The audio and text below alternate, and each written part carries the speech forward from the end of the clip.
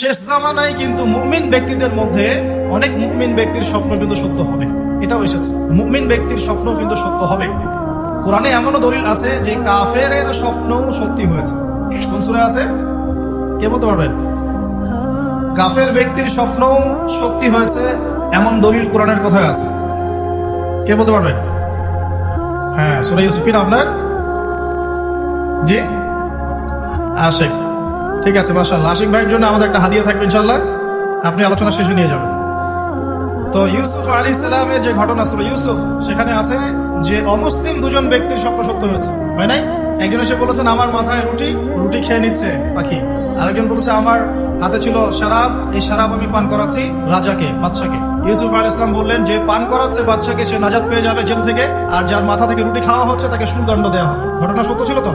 আচ্ছা, এখানে এই দুই ব্যক্তি কিন্তু মুসলিম নন, তারা কিন্তু অমুসলিম। তো যেটা বলছিলাম যে আল্লাহর পক্ষ থেকে মুমিন ব্যক্তিকে সত্য স্বপ্ন দেখানো হতে পারে, শেষ জামানায় বেশি বেশি হতে পারে। তাই যখন ভালো কোনো স্বপ্ন দেখবেন শুকরিয়া আদায় করবেন আল্লাহর কাছে, আর যদি খারাপ কোনো স্বপ্ন দেখেন তাহলে কাউকে বলতে যাবেন না। খারাপ স্বপ্ন দেখলে কাউকে বলতে যাবেন না, বরং 2 রাকাত নামাজ পড়ে আল্লাহর কাছে আশ্রয় চাইবেন। আল্লাহ, আমি খারাপ স্বপ্ন দেখেছি, এর থেকে তোমার কাছে আমি আশ্রয় প্রার্থনা করছি। পবিত্র কোরআন কারীমে সূরা আলে ইমরান এর 19 নম্বর আয়াতে আল্লাহ পাক বলছেন, বা'দা আউযু বিল্লাহি মিনাশ শাইতানির রাজীম, ইন্না দীনা ইনদাল্লাহিল ইসলাম। আল্লাহ রাব্বুল আলামিন নিজে বলছেন যে নিশ্চয়ই আল্লাহর কাছে একমাত্র গ্রহণযোগ্য দিন বা জীবন ব্যবস্থার নাম কি?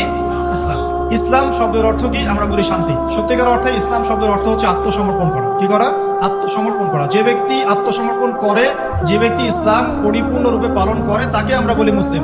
যে ব্যক্তি ইসলাম পরিপূর্ণরূপে পালন করে তাকে আমরা বলি মুসলিম। যেমন এই মুসলিম শব্দের সাথে যে নবীর নাম জড়িত সেটা হলো, তিনি হলেন ইব্রাহিম আলাইহিস সালাম। সূরা হজ পড়ে দেখবেন, হুয়া সাম্মাকুমুল মুসলিমিন, তিনি তো আমাদের নাম দিয়েছেন মুসলিম, এই জাতির নাম দিয়েছেন, তিনি আমাদের জাতির পিতা, মুসলিম জাতির পিতা। তো ইব্রাহিম আলাইহিস সালামের ব্যাপারে আল্লাহ পাক বলছেন, ইয ক্বালা লাহু রাব্বুহু আসলিম ক্বালা আসলামতু লিরাব্বিল আলামিন। যখনই আল্লাহ পাক ইব্রাহিমকে বলতেন আলাইহিস সালাম যে আত্মসমর্পণ করো, ইব্রাহিম আলাইহিস সালাম কোনো বিজ্ঞান যুক্তি দর্শন খুঁজতে যেতেন না, তিনি বলতেন আসলামতু লিরাব্বিল আলামিন, আমি বিশ্ব জগতের প্রতিপালকের কাছে আত্মসমর্পণ করলাম। উদাহরণ দিচ্ছি, আল্লাহ রাব্বুল আলামিন ইব্রাহিম আলাইহিস সালামকে বলেছিলেন স্ত্রী এবং সন্তানকে জনমানব শূন্য কাবা ঘরের পাশে রেখে আসতে। ঠিক আছে, জানি তো আমরা। ইব্রাহিম আলাইহিস সালাম জানতেন সেখানে কোনো মানুষ নেই, কোনো পানি নেই, কোনো প্রাণীও নেই, না খাবার আছে, না পানি আছে, না কোনো প্রাণী আছে। এরপরেও তিনি স্ত্রী এবং সন্তানকে সেখানে রেখে আসলেন। আল্লাহ পাককে প্রশ্ন করলেন না কেন রেখে আসবো, এর পিছনে কারণ কি, যুক্তি কি, দর্শন কি, জিজ্ঞেস করেছেন? ইয ক্বালা লাহু রাব্বুহু আসলিম, যখনই আল্লাহ পাক বলেছেন আত্মসমর্পণ করো, মেনে নাও, তিনি বলেছেন আসলামতু, আমি মেনে নিলাম, লিরাব্বিল আলামিন। আল্লাহ রাব্বুল আলামিন তাকে বলেছেন যে তোমার সন্তান ছোট, হয়তো বয়স হবে 10, 12 বা 15 বছর। আল্লাহ পাক তাকে বলছেন সন্তানকে জবাই করতে হবে। কি করতে হবে? জবাই করতে হবে। তিনি চলে গেলেন, সন্তানকে বললেন, ইয়া বুনাই, হে আমার সন্তান, যার নাম ইসমাঈল আলাইহিস সালাম, ইন্নী আরা ফিল মানামি আন্নী আযবাহুক, আমি আমার স্বপ্নে দেখেছি আমি তোমাকে জবাই করছি। কি করছি? জবাই করছি। আর নবীদের স্বপ্ন কিন্তু ওহী। নবীদের স্বপ্ন কি হয়?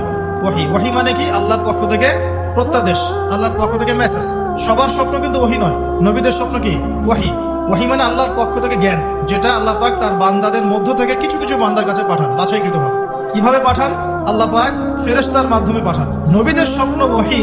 আর শেষ জামানায় কিন্তু মুমিন ব্যক্তিদের মধ্যে অনেক মুমিন ব্যক্তির স্বপ্ন কিন্তু সত্য হবে, এটাও এসেছে। মুমিন ব্যক্তির স্বপ্ন কিন্তু সত্য হবে।